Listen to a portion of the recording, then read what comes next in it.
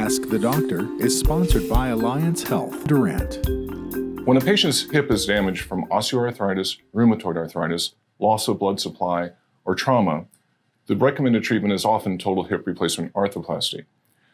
The most common symptom of hip arthritis is groin pain, which is aggravated by standing or walking and causes the patient to limp. The onset of this pain is gradual and can take several years to develop. When the pain can't be resolved with conservative treatment, which are anti-inflammatories or physical therapy, your surgeon can recommend total hip replacement.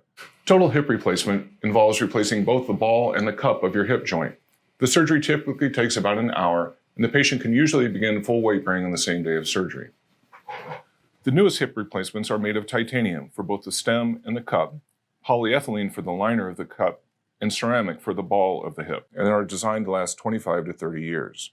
The newest surgical approaches are less invasive and spare the muscles around the hip joint. This allows for much quicker soft tissue healing and recovery for the patient. The typical stay in the hospital is 1 to 2 days, and the patient usually works with a physical therapist for 4 to 6 weeks afterwards to regain their strength and range of motion so they can resume their normal lifestyle.